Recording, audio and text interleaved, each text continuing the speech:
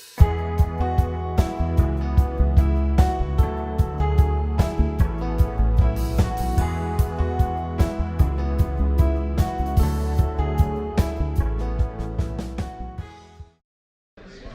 a great day in America, ladies and gentlemen. I'll ask Mr. Doug Reinhardt to please lead us in the Pledge of Allegiance. Pledge allegiance to the flag of the United States of America and to the republic for which it stands, one nation, under God, indivisible, with liberty and justice for all. Thank you, Mr. Reinhardt. Anybody here this morning who is new and would like to introduce themselves, and even if you wouldn't like to introduce yourselves, I'm sure one of your friends is going to poke you and make you stand up and introduce yourself. Any takers? I see Mr. Bruce Whittick here. Welcome back, Bruce. Pleasure to have you this morning. Any other takers? Yes, ma'am. Sherry Foreign, Laguna Woods. Sherry Foreign? City Council, Laguna Woods. Welcome. Thank you for coming this morning. Anybody else? Any other takers? Yes, sir. Lee Jacoby with Municipal Water District of Orange County, MoDOT. Lee, welcome this morning. Thank you for coming. Bring your friends next time. Anybody else? All right. Well, thanks for coming this morning. Oh, yes, one more. My name is Zachary Wu. I'm with Orange County Public Works. Zachary Wu with the Orange County Public Works. Thanks for coming, Zach, and I will extend the same invitation to your friends. First up, we have Larry Dick giving us the Linda Ackerman Metropolitan report. Mr. Dick, are you in the audience, sir? Please approach the podium. I'm on the way. Yes, sir. I was talking to my friend Kelly. I caught you off guard. Wasn't paying attention to you, old leader.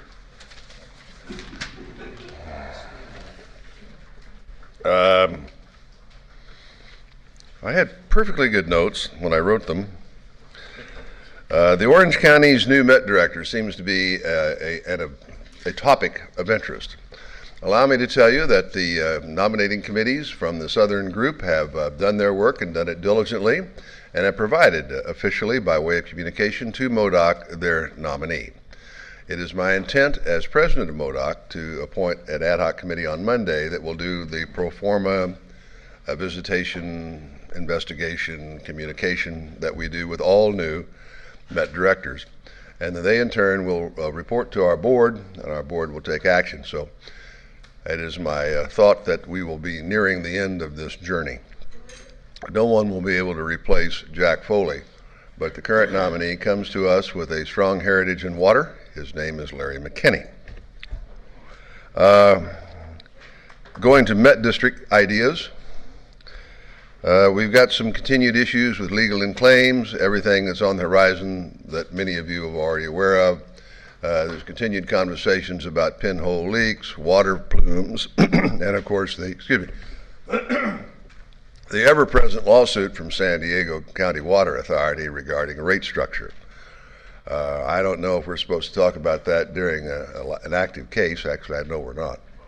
So do not attribute to Met or Met directors any remarks that I may have said about how it seems goofy that they go out and buy water and then ask us to move it for them, and we do that and we sign in a contract, and then they decide they want to sue over the way we charge them for moving water. It's hard for me to understand. Plus the fact that others in that area had already moved water at that rate without any kind of an issue. But, you know, some people are just never happy. They, on the other hand, I'm sure feel like that they're being taken advantage of by all the other members of Metropolitan. Mr. McKinney has just entered the room. Mr. McKinney is in the house.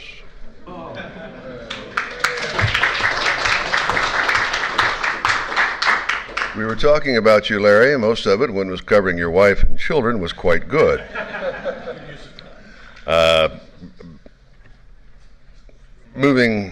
I lost my train of thought, which isn't hard, so I'll move on to the other item, which was conservation. We all know the issues. As I walked in this morning, one of the eagle-eyed folks in the audience, we won't mention his name, he is the president of IRWD, pointed out that there was sprinkler water hitting the sidewalk. So Mike Marcus, be aware he may be coming to you with a police enforcement ticket for water. But the conservation program at Met has been doubled. We have funded $40 million worth of work for conservation this year. We all know that hardening demand by way of conservation makes it that much more challenging to reduce demand going forward. It is, however, the right thing to do, and we continue to invest those monies on behalf of the ratepayers of Southern California. We have probably this month coming before the board the very touchy subject of AV tax. For those of you who are not familiar about it, it was originally developed in order to pay for the state water project. We have had a declining tax rate. The percentage rate has declined over the years in order to fund that portion of the debt as property values has increased. As we are facing the large amount of money that will be required to be invested in order to address the problems in the Delta, there are those of us who, while being anti-tax, recognize that this is a fee that's going to be paid one way or another. And putting it on the tax roll by freezing the percentage amount that we will be assessing per parcel, we have an opportunity for those who really benefit from the more secure supply of water to pay for it, going toward the basis of beneficiaries' pay. It will be a topic that may go through. It may get some pushback that we'll know this time next month. I know that the Howard Jarvis folks are always upset about things of that nature, and I understand their perspective. There is, however, a lot to be said for establishing a steady income stream to address a bond debt and tying those two together than it is for the original purpose of the State Water Project. Other than that, I will say, as we said recently, one of our own, Ms. Marcy Edwards from Orange County, as you know, is now the leading management person at LADWP. When you go back to your districts, if you're involved in districts, just be grateful that you are not working for LADWP. My understanding is UCLA has a whole department of lawyers, and they're turning out more every year. That is going to be a problem that will eventually be unfurled, unwrapped. But in the meantime, just be glad. We got some problems. Just be glad you're not working for LADWP. Think good thoughts about Marcy Edwards. Thank you, Mr. Chairman. Mr. Swan with Aqua. Well, thank you very much, and a good morning to you. The Aqua Board met last week. The agenda was fairly light. There's continued discussion and optimism that there will be a bond. It will be smaller in order to get the support from the governor. The polling shows that with the governor's support on the bond, it's worth almost 18 percentage points. So there will be a certain amount of effort to cooperate with the governor. And that involves having everyone kind of pull in the request, all the requests that have accumulated in the last few months for more recycled water, more, everything in order to get the basic elements of the bond and a bond approved. And I would encourage everyone to, be aware of that and support, this effort to get something which is better than nothing.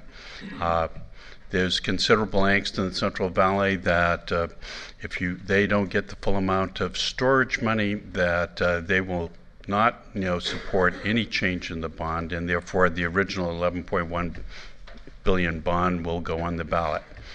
That's not altogether bad. It's not totally terrible to the water industry if we can get that passed. But it's hard to pass that if the governor is on the other side, because he brings an equal amount of weight on the other side of a bond, and the current bond only pulls at about 51%. The other thing that happened, we were planning a Region 8, 9, and 10 meeting on October 26th and 27th. That's still on, but the program's been changed at the behest of some of the members of the Aqua Board. Metropolitan members thought it was inappropriate to discuss an active lawsuit between members, even though the retail agencies are the ones who are actually paying for that. So that portion of the program was stricken. Some of the people on the MWD delegation thought people would be confused by listening to both sides present their points. I thought it might have been refreshing, but the direction from the WACO board was not to go down this, find another venue for that. Hopefully we will do that. I think it's everyone's rights to understand what we're paying for, which is, as Met members in this deal, and I think that most of the people in this room are smart enough, if not all the people in this room are smart enough to understand the difference and not to be swayed by any emotional just listen to the facts, that's all. And other than that, we go on. The next Aqua conference is going to be in December. It will be down in San Diego, a wonderful place, and we look forward to having you there. And that's my report. Any questions? Okay, thank you. Thank you. Next up, it's my honor and privilege to introduce our first speaker, Gordon Johnson, Chief Engineer Group, Managing Engineer, Services Group of Metropolitan. Gordon has responsibility for Metropolitan's engineering activities, including management of the capital investment plan. He oversees a staff of 380 employees responsible for facility planning, design, construction, management, and inspection, project management, environmental planning, infrastructure monitoring, and engineering testing laboratories. Some of the current programs Mr. Johnson is responsible for include the major rehabilitation of Metropolitan's 75-year-old Colorado River Aqueduct, 5 water treatment plants and pre-stressed concrete cylinder pipe lines within the water distribution system, a comprehensive seismic assessment, and an upgrade to maintain the reliable water deliveries in the event of a significant earthquake. In addition of the ozonation process for primary disinfection at each water treatment plant. Today, Mr. Johnson will give us a presentation about water system reliability from the big government picture to our local region in Orange County. Please join me in welcoming Mr. Gordon. Thank you.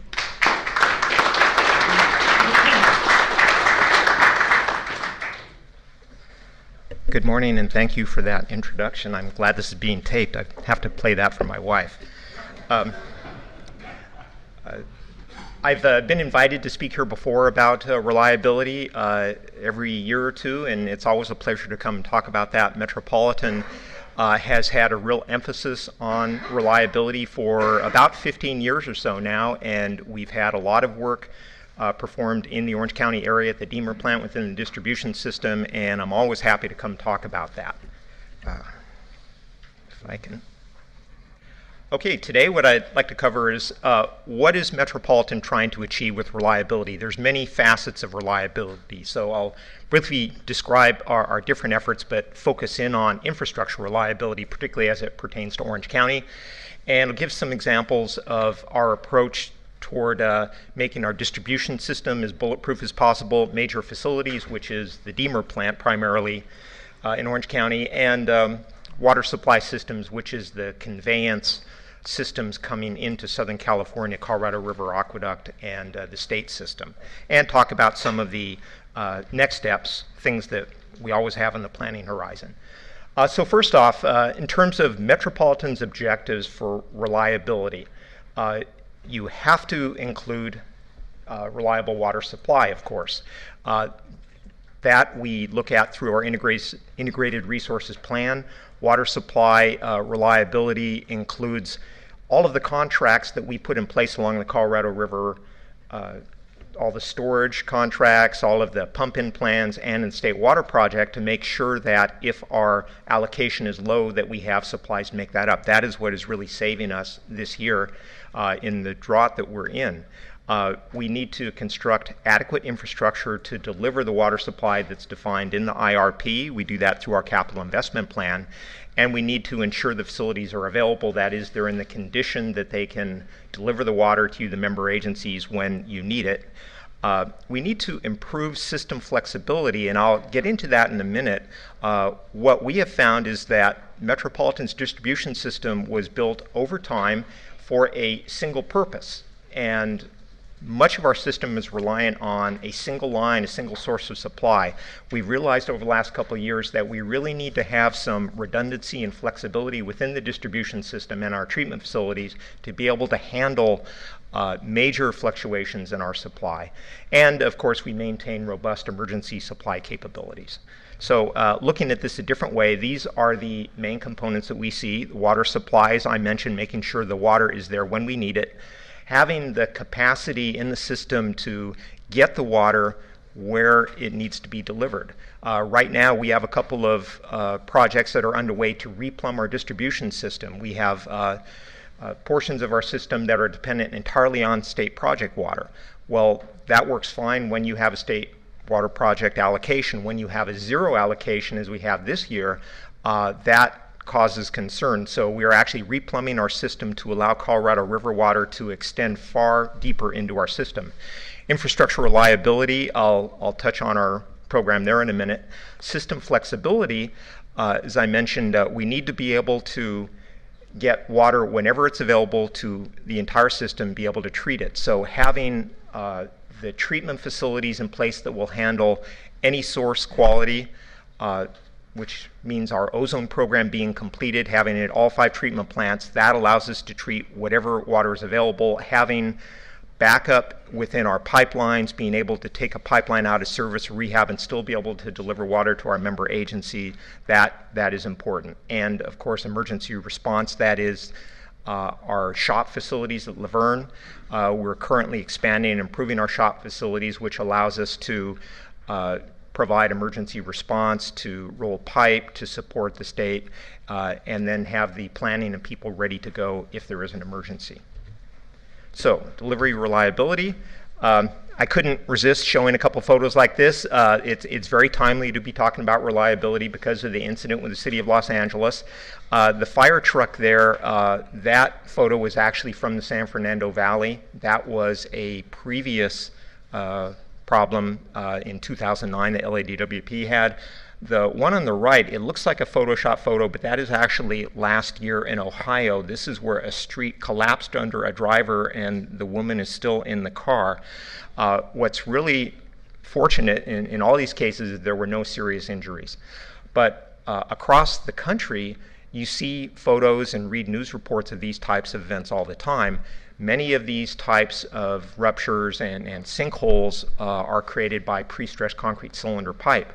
Washington Suburban Sanitary Commission has had almost an annual event like this, and very explosive conditions, very disturbing photos.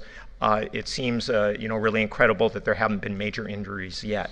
But for water companies, this is not only a black eye, it's very, very expensive and a huge liability.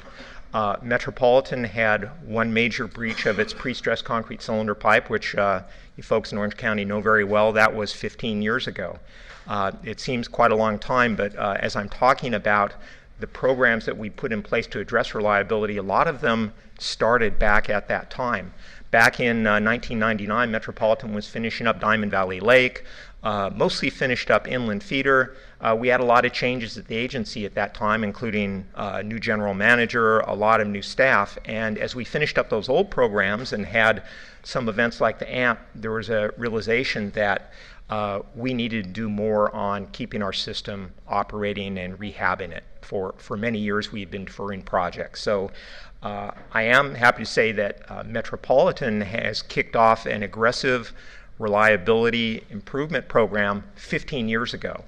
And we spent quite a few years playing catch-up. I'd say we're not quite in catch-up mode. We are planning the work that needs to be accomplished over the next 20 years, and it's being budgeted, so it is included within our long-range finance plan. So from that perspective, there was actually a positive result coming out of the AMP break.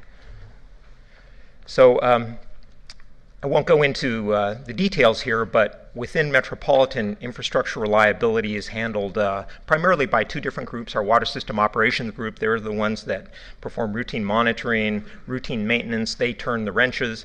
The engineering group, which I manage, handles a lot of the specialized monitoring, corrosion control, dam monitoring, and dam safety. We perform the condition assessments and the vulnerability assessments, such as for seismic studies. So the result of all of this work is that we have a process in place which assesses the priority of needed work and feeds it into our capital investment plan. And for our capital investment plan, for the next 5 years, R&R work, rehab and replacement or refurbishment, if you want to call it, is a full 80% of our capital budget. We're budgeting $250 million per year going forward for the next 5 years, and it's escalating up, and fully 80% of that is for R&R related work within our distribution system and for our treatment plants. So here's engineering, and so what I would like to do is talk about where is that money going and what is our approach toward reliability. I'm going to talk about our distribution system, and the largest program there is one that we just kicked off last year to address our pre-stressed concrete cylinder pipe. But also talk about the Deemer plant, since that's so much interest here. We'll talk about the seismic upgrades as well as other improvements that we put at the Deemer plant and our approach toward seismic reliability. Then I'll talk a bit about the conveyance system, primarily on the Colorado River Aqueduct, because we've got some recent results of a couple studies regarding the vulnerability of that system, and then briefly touch on the State Water Project. Oh. Well, I was just wondering if they're going to put a G or a Y in there. Why the two types of pipe?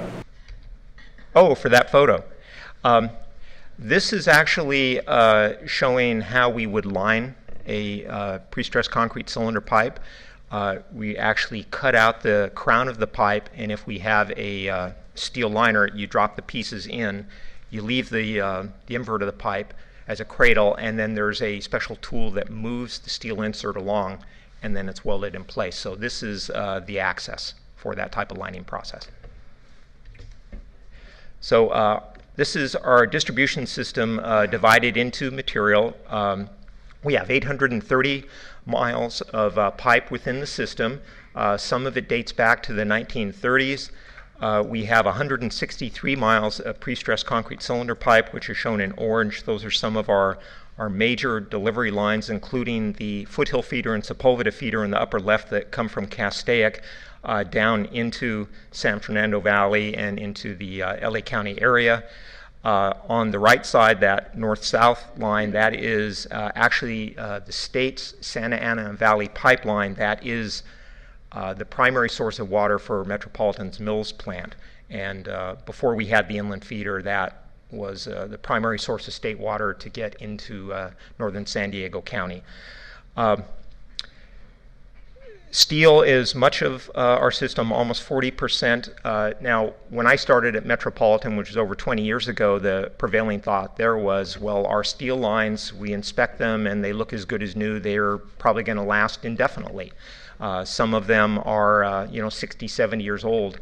That paradigm has had to shift because over the last 5 or 10 years, we have seen issues with our steel lines. We've seen lining issues. We've seen one line in particular where there's a structural problem where the line is egg-shaped and will need to be lined. So we actually have some major rehab work within our distribution system on the steel lines, which a few years ago people thought would not be needed. So that is factoring into our comprehensive program. So first on PCP, I'm sure you're all familiar with this, but it is a composite type of pipe where there is a thin steel cylinder which has concrete core on both sides of it, and then is wrapped with highly tensioned pre-stressing wires, then with a final mortar coating.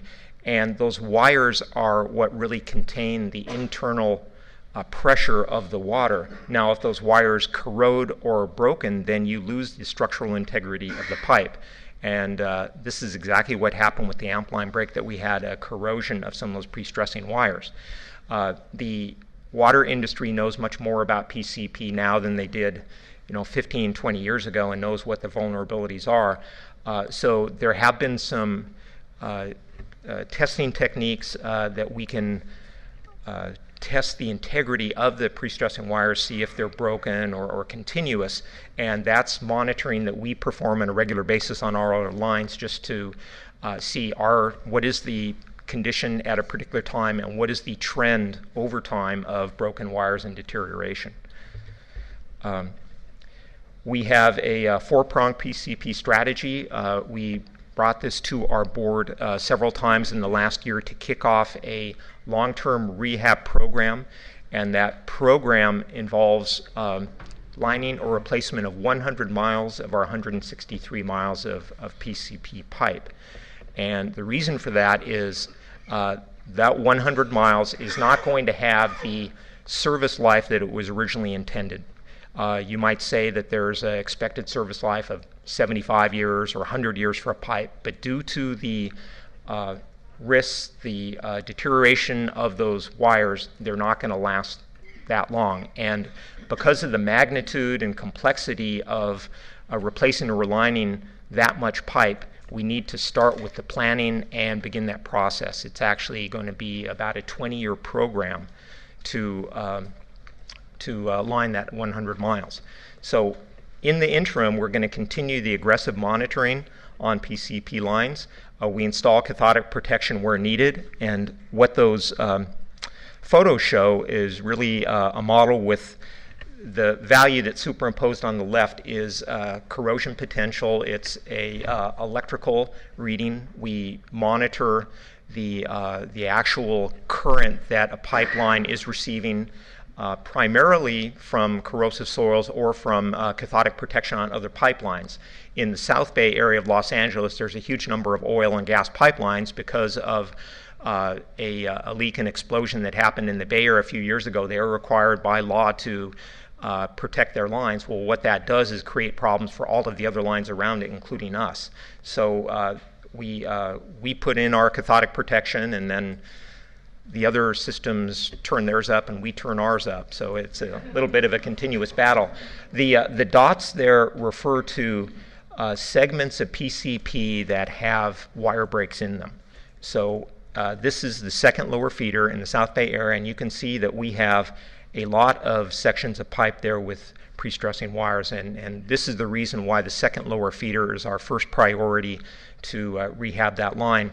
On the right, you can see just a graphic symbol we use as to the numbers of breaks. That's the height of the bar there, how many wire breaks there are within a particular piece, and what is the change since the last time. Is it stable? That's green. Are there increasing wire breaks? So this is just a tool that we use to assess the condition of our pipe. As I mentioned, we've kicked off a long-term program on our lines, and when we find that there's a need to perform urgent repair, we do that right away. And unfortunately, sometimes that's unplanned, but our member agencies are very cooperative when we need that. So these are the 5 lines that we've identified. The second lower feeder is our first priority. The Allen-McCulloch pipeline, of course, is one that of interest here. We're preparing an EIR to do all of this work. Second lower feeder will go first. We are then going to be scheduling and prioritizing the other lines, and we'll be working with MoDOC on scheduling the work for the AMP line. Is the Allen-McCulloch going to be replaced or relined? Still to be determined. Okay, and Gordon, so what about the second lower feeder? Are you replacing that or relining that? we are relining it. Well, there's a portion of it that might be replaced close to the Deemer plant, but about 28 miles of that will be lined with steel pipe. We had some urgent repairs that needed to be performed, actually 3 of them. 2 were completed, and there's a third one that is going to take place in the next couple of months. It's almost 1 mile of pipe. How much does that decrease the time? It can reduce the throughput because you are constricting the diameter. In this case, we had a number of sectionalizing valves along the line which actually necked down.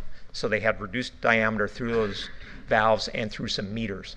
So we're going to be replacing those with line size, and so we're going to make up most of the difference. So the actual capacity is going to be 95 to 97% of the original design capacity, so not too much of an impact. Now, it may be a concern in other lines. Say the foothill feeder coming down from Lake Castaic toward the Jensen plant could definitely be an issue there. Okay, and then just talking about the timing of some of the repairs. Within the next couple of years, our first priority is second lower feeder, as I mentioned. We don't see any real major impacts to member agencies at this point. The agencies with connections on this line are Long Beach, LADWP, West Basin MWD, but the shutdowns to accommodate these will be 7 days or less. Now, and then on the Sepulveda feeder, which is shown with a dashed line there, we want to be ready to take advantage of any shortfalls in supply. So if we have continued low flows from the state project water, we may be able to take lines out of service, and we want to be ready to go and line those wherever we can. So our approach, as I mentioned, is get the environmental work all done, get ready so that whenever there's an opportunity to line a pipe, as long as it's within our planned program, we want to be able to jump on it and take advantage of timing. 2018 to 2020, we're still working on the second lower feeder, but we want to begin on the Calabasas feeder, which is the far left one. That is the primary delivery to Las Virgenes MWD, and then tackle another section of the Sepulveda feeder. Now, in this case, there are impacts to more agencies, and there will be longer shutdowns than just 1 week. At the present time, we're estimating 1 month is what the member agencies would be out. Now, in the case of second lower feeder, there's a service connection close to Deemer Plant. I think the number is OC56. And upstream that area is where we may be paralleling a line rather than lining it. So we're going to be talking to MoDOC about that work and about how we can minimize impacts to member agencies. Beyond 2016, 2020, we also have non-PCP repairs, as I mentioned. We're going to be lining the southern 11 miles of the Orange County feeder. We also have the Etiwanda pipeline and what's the Lakeview pipeline on the lower right. So with the Orange County feeder, I'm sure you all know that was pipe that was built in World War II. It is used pipe that Metropolitan bought from the city of Pasadena. Because of steel shortages during World War II, we could not get approval from the War Department at that time to purchase the steel. So what we did was bought a older steel line from city of Pasadena near Morris Dam. We refurbished it, that is, took off the interior coating and installed it and relined it. So at this point, it is wearing out. We have had a number of leaks on there, and we're planning to reline that. So that is coming, and again, we're going to be working closely with MoDOC to try and minimize impacts on it. Is it possible to enlarge that line so it's a reasonably small amount of capacity in there? Can you make it bigger?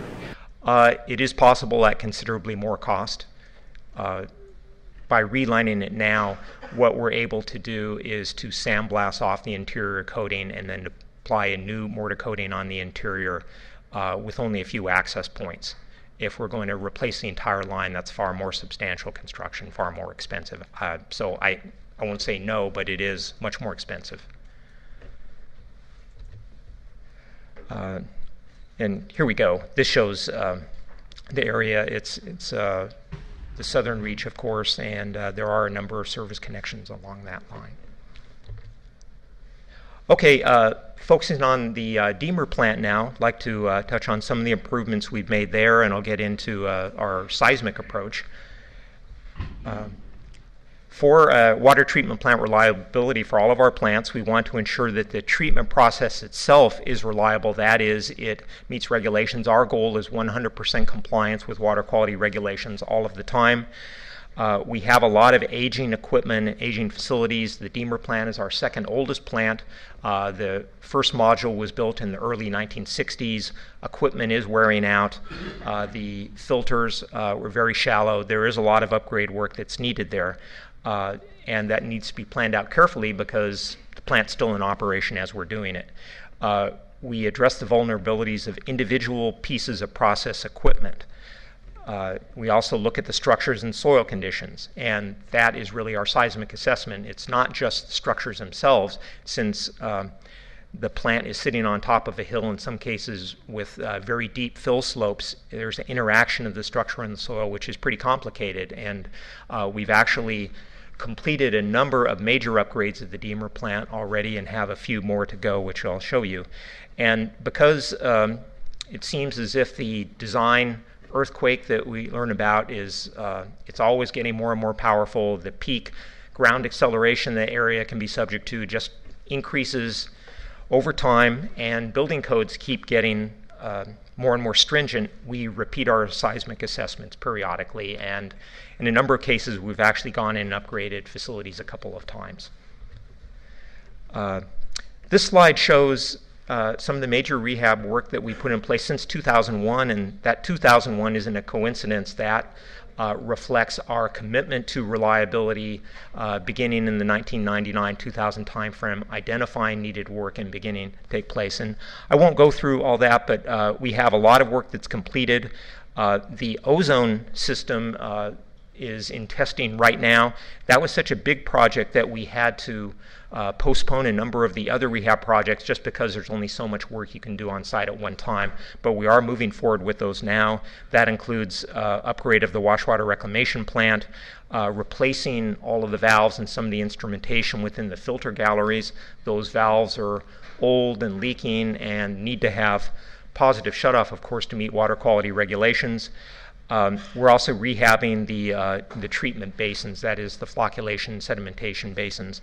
One of the challenging aspects of that is that the concrete sealant, joint sealant, has PCBs in it, and so we have to address PCB remediation as we go, and that requires federal permitting with the EPA, so we're almost through that process now to allow us to proceed.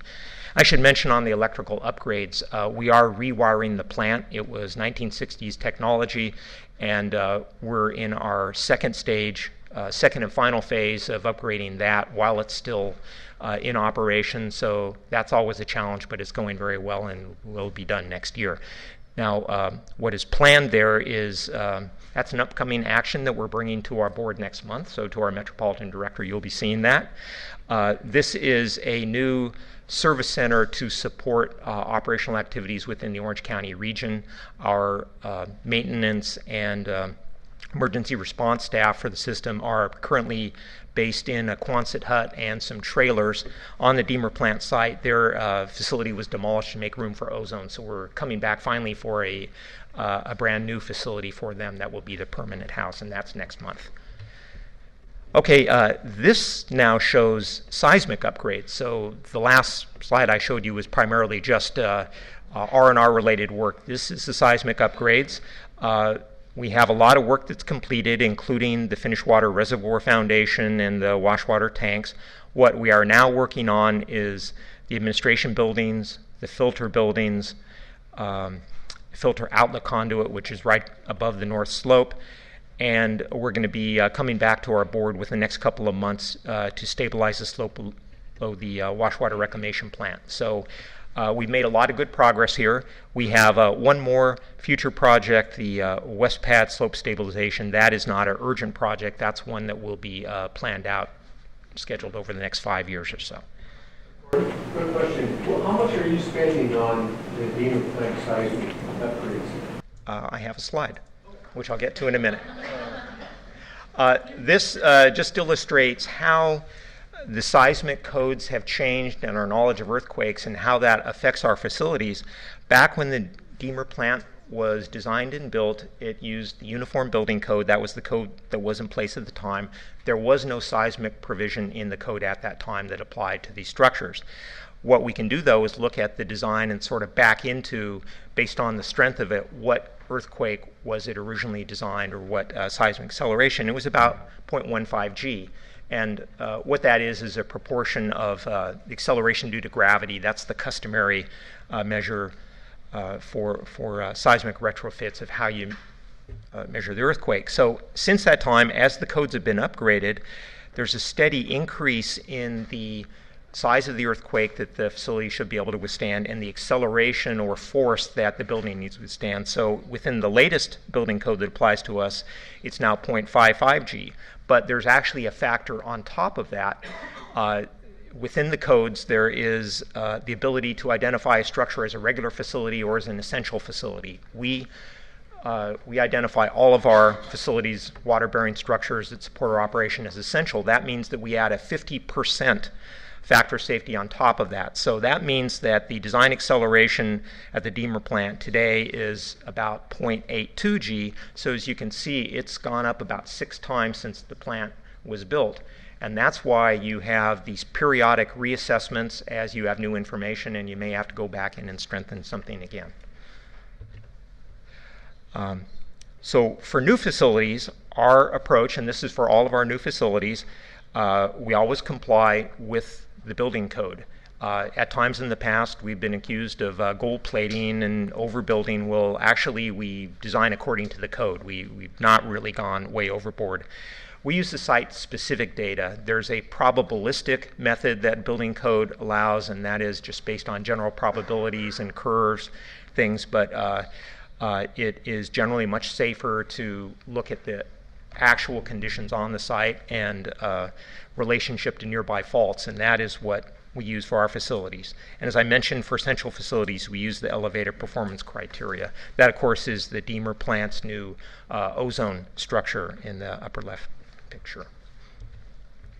For existing facilities, we reassess them on a regular basis, and then we upgrade as required. We've had a seismic upgrade program for maybe 20 years or so at Metropolitan. We always use the latest codes, we use the site-specific data, and I think critically we always use the same performance criteria as for new facilities. That's a question that we get a lot, but we don't distinguish between new or old. We evaluate them the same.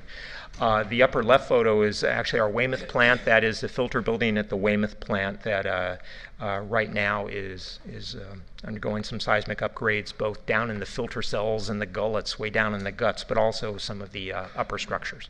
Yes, sir.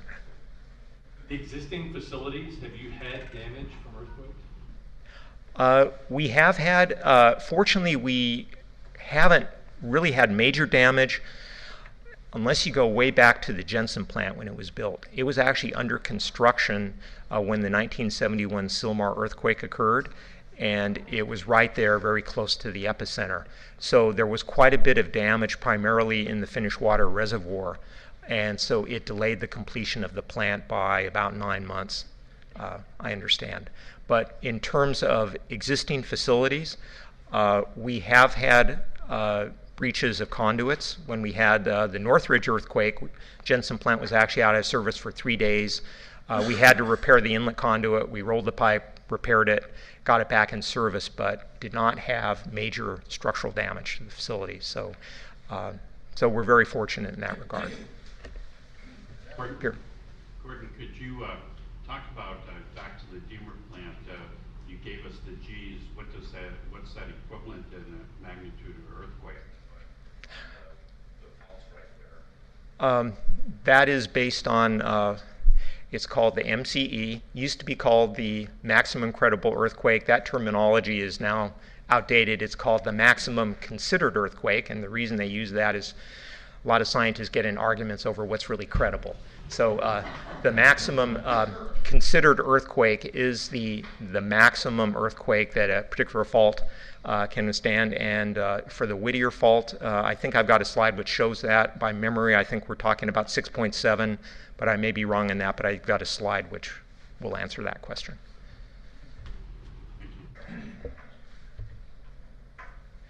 Some of the upcoming work within the Orange County area at the Deamer plant itself, as I mentioned, the treatment basin rehab, filter valve replacement, those are in design and will be coming to our board-to-award construction contract shortly. The electrical upgrades are under construction right now. We seem to always have chemical system upgrades just due to the nature of those components. They seem to wear out regularly, and so we're always upgrading our chemical systems.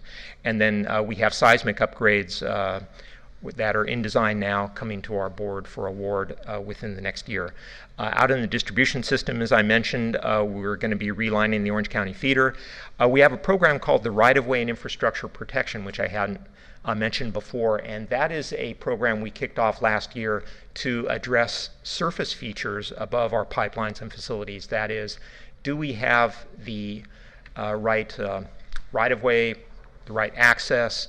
Are there erosion issues? What we found is that over the years, as development occurs around our facilities, channelization flows, surfaces are paved, and water gets diverted onto our pipelines and causes erosion, either right above the facilities themselves or in the access roads, and we have difficulty getting in.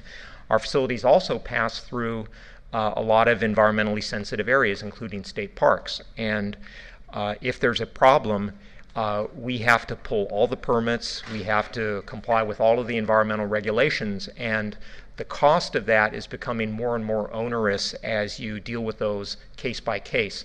So a program we kicked off last year is to be more comprehensive and to get clearances for a period of 10 or 15 years for all work within a region. And right now we're underway with that. In fact, we're going to bring an EIR to our board for the Orange County region. That was the first one that we addressed to certify that, and that's going to be in a couple months. So that is going to allow our maintenance folks to get in and repair facilities without delay and allow us to resolve right-of-way issues where there's encroachments, where there might have been some type of a change to an access road that maybe 50 years ago our crews started driving on someone else's property. We need to get all that resolved, so we have a program in place to do that. And then finally, the second lower feeder PCP rehab program I mentioned. So here's the amount that we have spent thus far and plan over the next couple of years at the Deemer plant. Seismic upgrades, we spent $93 million through last year, have an additional $26 million in planned for seismic work there.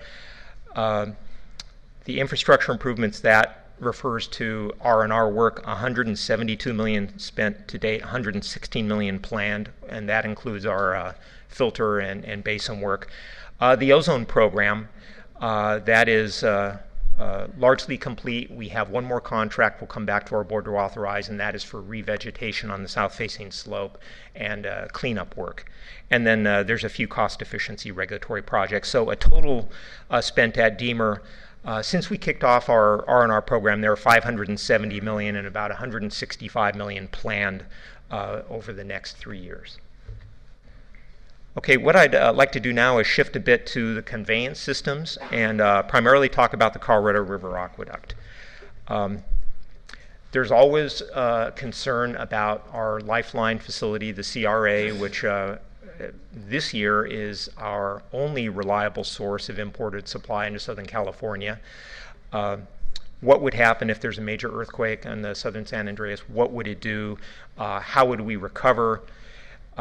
And there was a study, actually a series of studies that were published by a couple of individuals in 2010-2012 timeframe, which were kind of problematic. The reason is there was a lot of speculation in those studies that was not confirmed either with Metropolitan or with a number of scientists that are doing research in that area.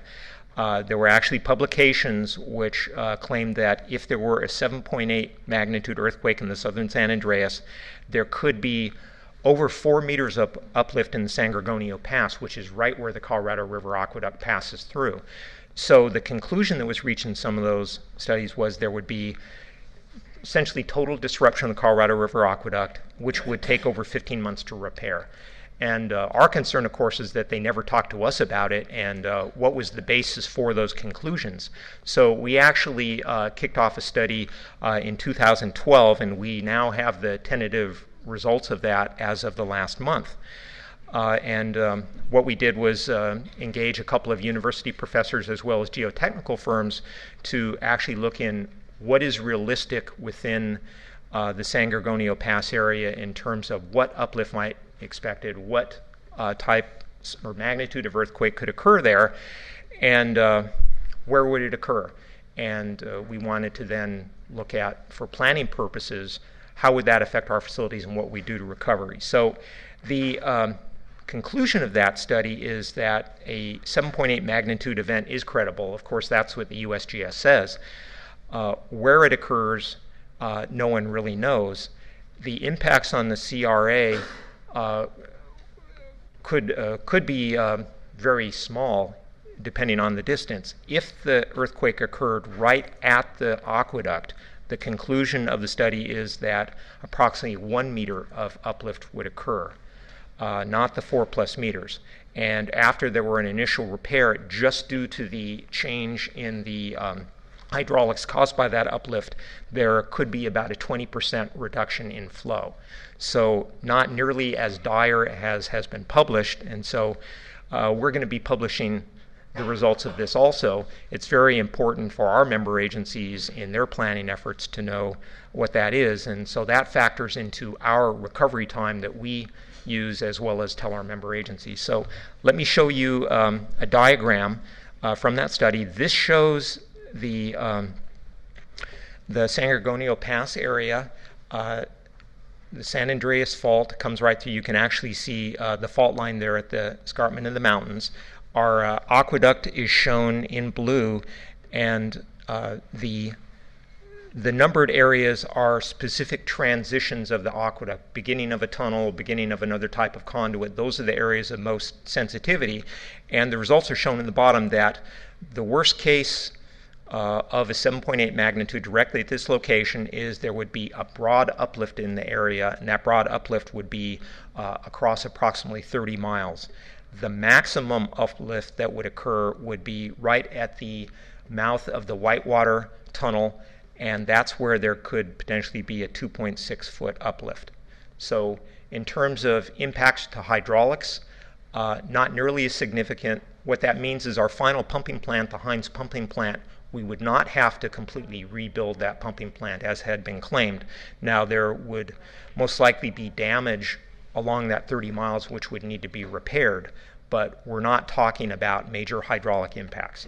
Now the next step of this process was we conducted a tunnel repair workshop, and this took place 3 weeks ago, where we invited in a team of tunnel contractors, those that actively perform tunnel work around the world, a number of geotechnical engineers and geologists, as well as our staff, to look at what would be the actual worst case scenario if you did have that postulated event.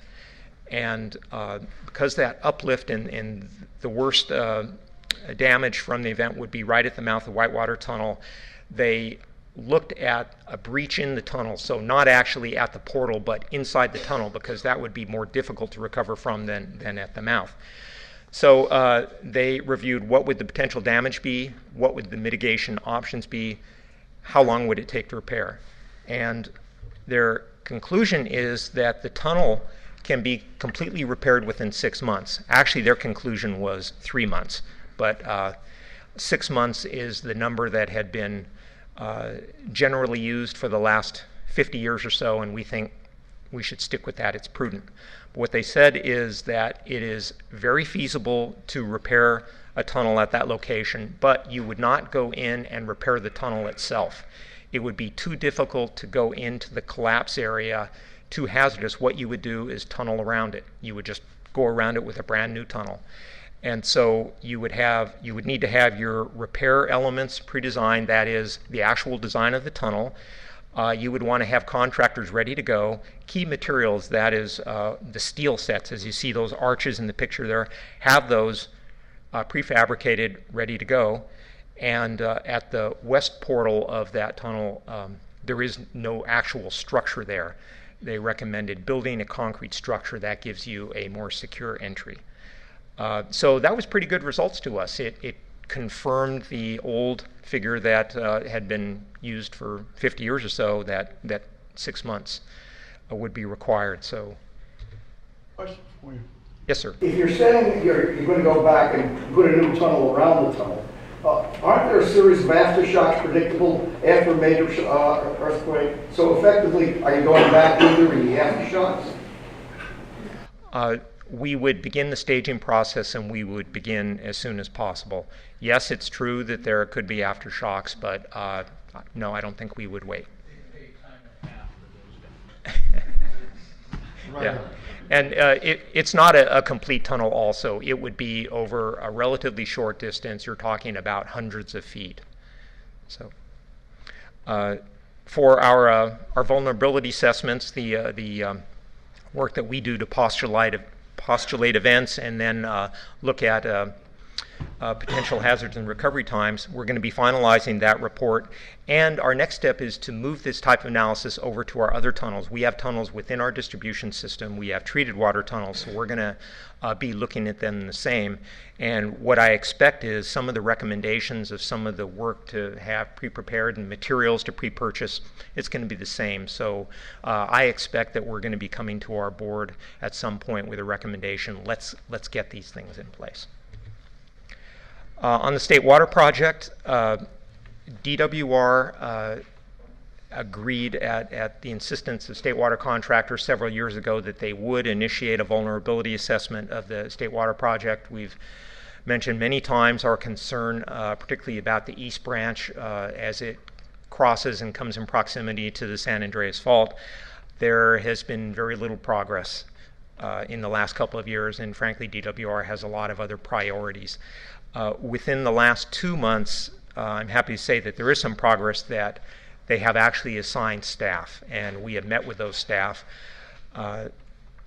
They are considering an asset management approach, which is different than the approach that Metropolitan took, which is to identify specific areas of vulnerability, look at potential scenarios of disaster and recovery. They are taking more of an approach of probability along components along an entire reach, and assign a probability and a risk factor. So we are still pressing that they need to look at specific risks and vulnerabilities.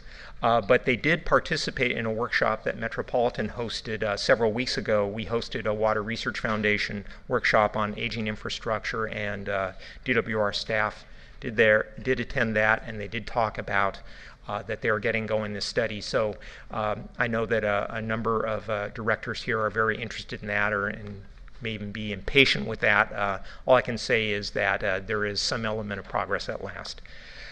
Metropolitan's collaboration on this is we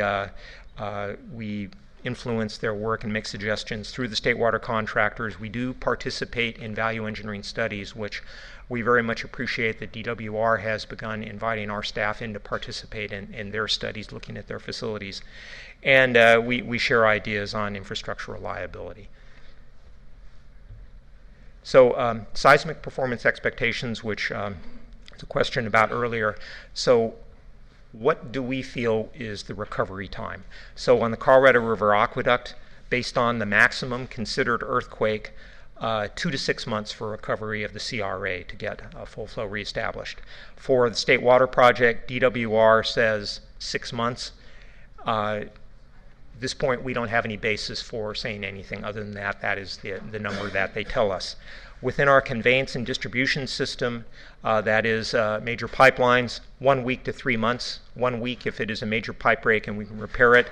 3 months if it is a very complicated situation, difficult point to access, such as in a tunnel. That's an area that we're going to be working on, as I mentioned, to be more specific there. For our treatment plants, I'd like to explain that a little bit. 1 to 2 months to reestablish partial flow at a plant, up to 6 months. The reason we're saying 1 to 2 months is based on the extent of the seismic upgrades. Once we've completed our seismic upgrade program and all facilities at a plant are really brought up to standard, we would say a month recovery time is reasonable. Until we have completed our upgrades, 2 months is more reasonable. And 60 days, that is the duration that we have discussed with MODOC for planning purposes, that our member agencies need to be prepared with local or standby supplies while we get reestablished. By partial flow, what I'm saying there is we would not necessarily have full plant capacity, full treatment processes operational. If If there are major impacts to some of the equipment, to the filters, the priority would be to get water out to the system.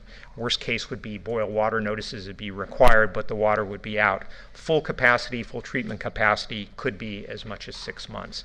But in terms of planning for supplies, 1 to 2 months. And our next steps. Question on that. Yes, sir. Gordon, with the work you're doing in mixing the state and Colorado water sources, you're interconnecting some of the treatment plants and changing the flow in pipelines. Is it possible that, if you lose a treatment plant, say the Deamer plant, that you could bring water in from the other treatment plants? Is it plumb to do that? And to what extent would we have an impairment? Actually, that's an excellent question. Within our central pool area, that is the area that is served by our Jensen, Weymouth, and Deamer plants. If there were a major earthquake that incapacitated the Deamer plant, we would rely on the Jensen and Weymouth plants to fill central pool demands. And also where we could to supply Orange County in the interim, such as the Orange County feeder, which comes down from the Weymouth plant. As the Deamer plant gets put back into service, even though it's partial flow, we would deliver that flow into Orange County. So even though it's partial flow, that would be aimed at supplying Orange County. In terms of the ability or flexibility within the distribution system, I believe we have more flexibility than we realized. Metropolitan has never had a hydraulic model which allows us to play what-if scenarios with our distribution system, look at interties, sectionalizing valves, what improvements could we make. We have one now which is under development.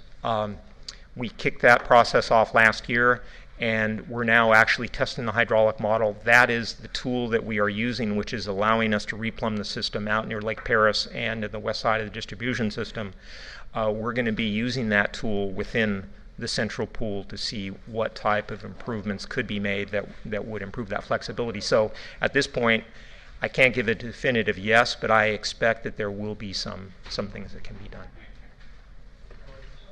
Yes, sir. About these earthquake studies, if anyone's looked at what the earthquake effects may be on all the water wells that we have in Orange County, the damage that would occur to them in the earthquake? I'm not aware that there has been a comprehensive study. I know of some agencies, not necessarily in Orange County, that have looked at that in terms of their supply and risk and need to put in additional supplies and done that kind of thing. George, my NASA background forces me to think about this in terms of, as the studies looked at single point failures in the system, is that they look at the redundancy of the system and possible cross-tracking, which is really all of the questions lead into, and you ought to be prepared ahead of time to be able to identify these things and start to eliminate single point failures. If this happens here, we're out of business. So. Yes, sir. We have looked at single point failures. I'd say beginning about 10 years ago, we did that. We are going to be doing more of that. We actually worked with MODOC back about 10 years or so ago, and with their staff on that very subject. But we'll be doing more. Thank you. Yes, sir. And I think I'm going over on time, so if I'm okay. Yes, ma'am. Just one. Do you learn anything from the disaster, the issues that was up at UCLA with the great destruction there? Yes, we did. The event that happened there, of course, it was almost a 100-year-old pipe, riveted steel pipe. It was at a junction of a couple of lines. The shutoff valves did not shut there, and that's what extended the duration of the outage. Is the DWP crews could not initially close the valve. They were ultimately able to close it, but it really highlights a couple of things. One, that you do need to have a active R&R program, maintenance inspection program, and schedule replacement work for your older vulnerable lines, but you also have to have functional shutoff valves. That's something that we already have identified as part of our PCP program, that to minimize impacts on member agencies, we could use more sexualizing valves to be able to isolate portions of the system. So that's a lesson that DWP learned, that they need to have functional valves. Yes, sir, I think you. Looking at these time estimates here, I'm assuming that those estimates were made by engineers and operations guys. And I'm wondering if your litigation crews were involved in it, because I can't imagine the levees going out in the Delta and not having the Center for Biological Diversity and Restore the Delta and all of those groups suing you all the way through before you can do anything to restore those lines. Has litigation been figured in? That's a good question. This does not specifically refer to the Delta. And so the answer is no, that this doesn't include mitigation for any work in the Delta. Sort of like building that little tunnel around the failure of the portal of light water, yeah, okay. But the government has emergency powers that can overcome that. Gordon, have you looked at or have a study done related to the Newport Hayward fault zone impacts to the pipelines going across the basin? That's like one of the major earthquake impacts. Not specific to that. Within the vulnerability assessment that we performed about 10 years ago, we did look at major faults, pipelines across them, what's the likely failure scenario. So we will probably have some damage. And we had a very long thought discussion about how much can you invest in prevention versus being able to respond. When we built our inland feeder, we had a lot of questions because we're crossing several faults there. How many sexualizing valves should we put in? And realized that you can never actually predict where the breach is going to occur. And so having more valves is better, but you can't actually predict the damage in most cases. Now, City of San Francisco, or San Francisco PUC, has a large project at the Hayward Fault where they are actually building a type of flexible crossing for their Hetch Hetchy aqueduct. That's one of the few specific locations where they could predict where the damage would occur, but we don't have that luxury. So our emphasis is on being able to respond, get the system back up and running as quickly as possible, and shut off and isolate those areas where we can. Yes, ma'am. I believe you still have some more slides, but... Actually, just the next step, so this is the end. One of my concerns is a lot of your assumptions for recovery is based on your ability to fabricate pipeline in-house. And what is the, where are you guys in terms of seismic reliability for your fabrication facilities, and what is the status of that site? I'm glad you asked that. We have machine shops at our Weymouth Water Treatment Plant at Laverne. Right now, we are expanding those facilities. It's a 3-phase program, and we're coming to the end of that. So the buildings have been seismically upgraded, and the new facilities are all at the highest standard. So we're pretty comfortable that those facilities are going to withstand a major event and are going to be able to move right into production. We maintain stocks of steel and other supplies on that site. We have the crews that can roll pipe and work on specials and valves and such. One of the things that we do in order to maintain expertise and keep the cost of that down is we do take on contract work for Department of Water Resources. We repair their valves, large rotating equipment, so we are doing that on a regular basis, keeping those people occupied. And so the state is really dependent on us, but when an emergency occurs or we get a request from a member agency, we immediately roll over to roll the pipe. And can I follow up question? My understanding is that you guys have the capacity to respond to 1 to 2 major pipeline breaks at a time. Is that still the case? Yes, that is our goal, that with our own construction crews and our own fabrication facilities that we can respond to 2 simultaneous pipe breaks at a time. We have another tool, and that is our construction contracts all have a clause that if we have a construction contract underway, we have provisions that we can direct the contractor to move to another site and assist. And that's something that we've done a number of times in the past. where we had some PCP breaches. We made use of an existing contract. You go approach the contractor and say, we need your help. They're more than happy to help. And so we have done that and would do it again. When you talk about water resource, water reliability, I think one is the engineering reliability, the other one probably is the water resource reliability. You mentioned that this year the state water project allocation is 0. I don't know for next what you actually do to improve in that regard. Actually, the initial allocation was 0. The allocation was projected to be raised to 5% beginning in September. However, we haven't received that yet, but we are supposed to receive a 5% allocation for the year.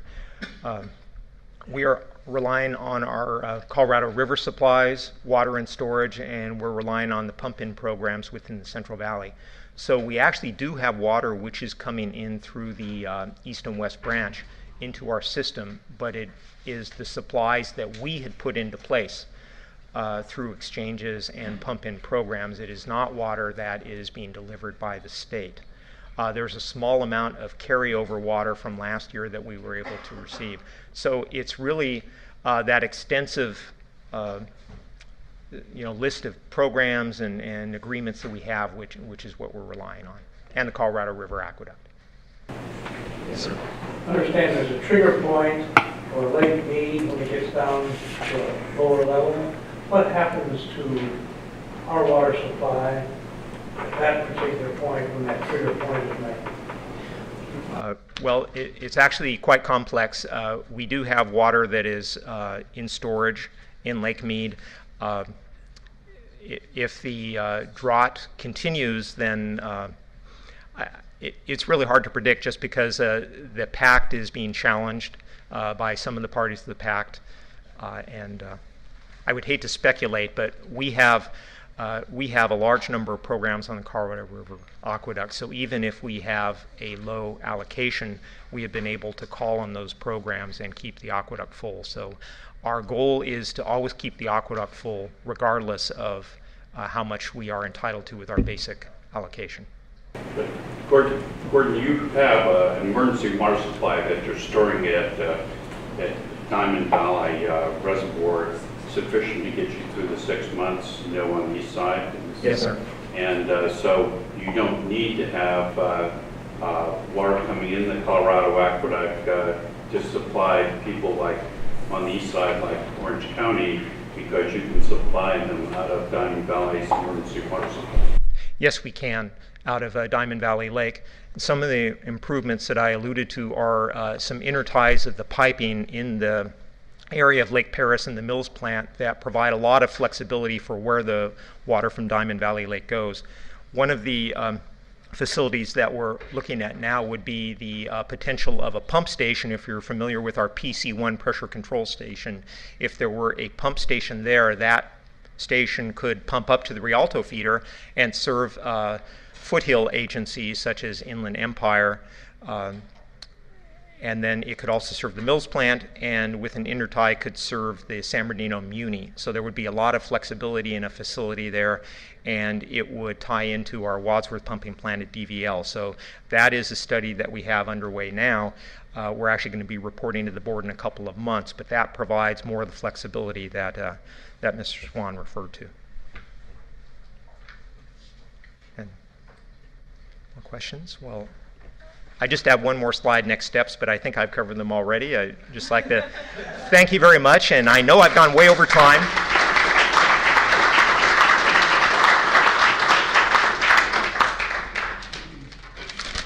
I'm sure you are all wondering what happened to Kelly. So rather than cut Mr. Gordon's presentation short, we decided Kelly will come back and visit with us again and discuss many of the issues that he brought up here today. We had a little sidebar conversation outside the door this morning and brought up several topics of mutual concern, and we will ask Kelly to raise those the next time. So At this time, we will adjourn our meeting to the next regularly scheduled WACO meeting, Friday, September 5th at 7:30 a.m. in this room, and we'll have at that time United States Representative Ken Calvert in the audience. So please invite your friends. So thanks very much, everyone.